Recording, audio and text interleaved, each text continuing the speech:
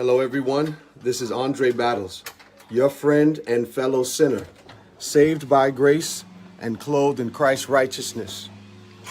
Stay in your own lane. The ones that you're trying to be like, they are really, truly enslaved. For a long time, I've been doing social media ministry. I've told all of you several times that since the age of 18, I've had dreams, I've had visions where God has shown me my purpose.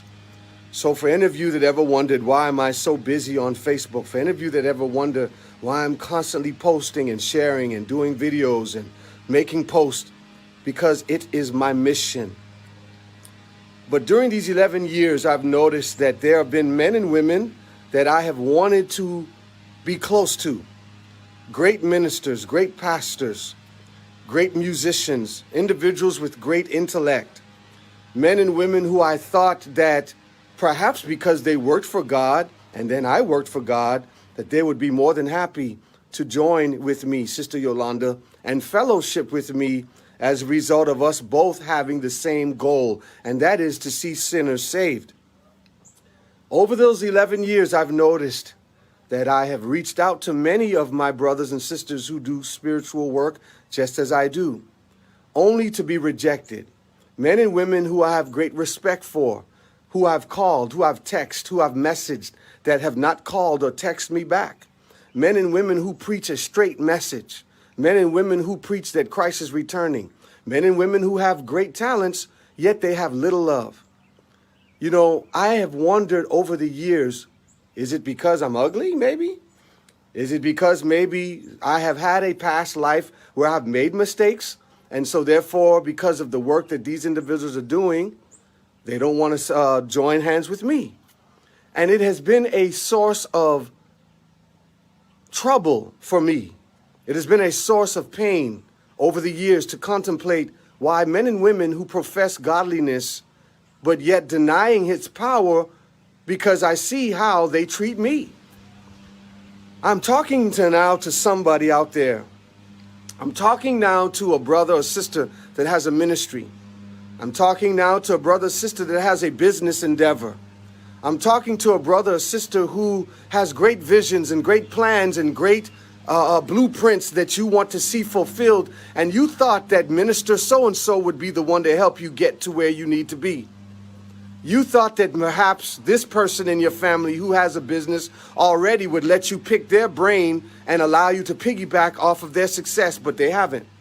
You thought that perhaps this person who sings well and plays the piano well, or plays the guitar well, or is traveling all over the world preaching a gospel message would be the one that would give you an opportunity to hone your skills, or would be the person who would embrace you and help you on your journey to achieve your goals. But you've noticed that they are not the ones. In fact, the people who have blessed you the most, who've encouraged you the most, who have pushed you the most, have been men and women, ordinary men and women just like you. This post, this message is meant to inspire you. Stay in your lane. Now, there's somebody right now that's turned off because you're saying that, well, God gives promotion. Why are you worried? This is not about promotion, brother or sister. This is not about me trying to tell a person to be angry or to be soiled in their conscience. This is about the reality of knowing and understanding that not everyone is going to join you in your journey to get where you're trying to go. Not everybody's going to assist you in your journey to try and accomplish what God has given you to accomplish. And you need to know that. You see, oftentimes we have these visions of grandeur and we think that because a person preaches like you preach, that they'll be willing to embrace you.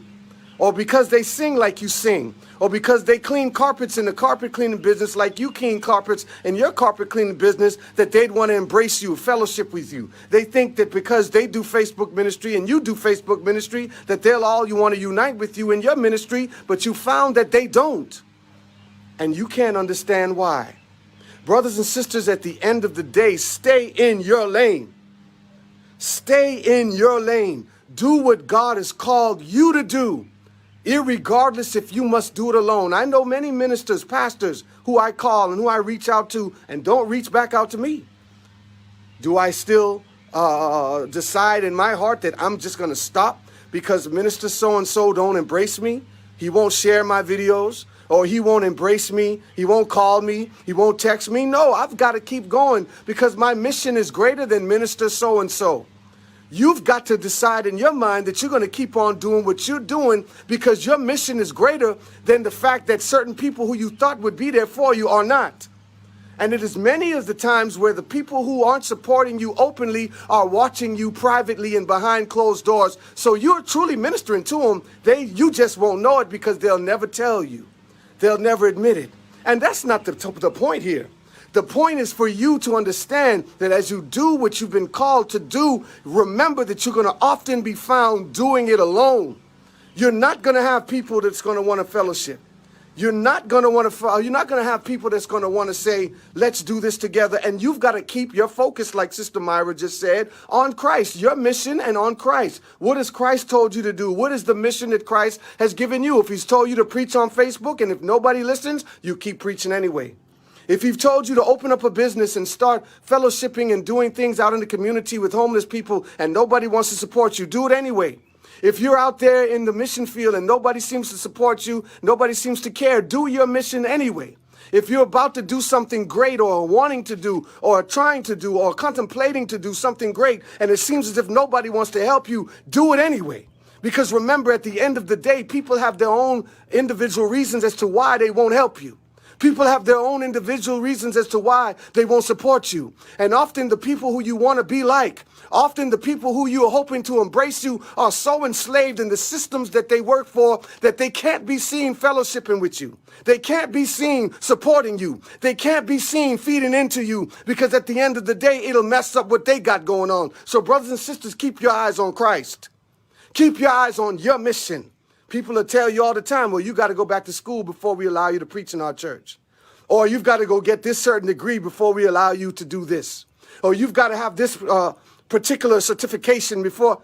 Brothers and sisters, read between the lines and understand that not everybody's with you. That's not reason to hate them or to feel cross with them. It's a reason to pray for them and to dust the sandals off your feet and you keep rolling. You keep doing what God has asked you to do. You don't have to be ugly. You don't have to be rude, but you keep dusting this dirt off your sandals and keep rolling. There will be people who will watch you privately and never support you publicly. You've got to understand that and just keep rolling. There'll be people who will support you privately, but they will not support you publicly. They'll watch your videos and every now and then they'll tell you that they're patronizing you in private.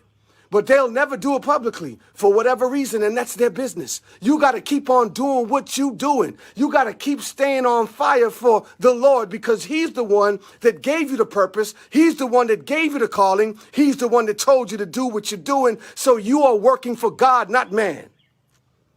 Now, I want you to take this practical advice and apply it to your life because there's somebody right now that's about to give up because pastor or minister so-and-so ain't supporting you.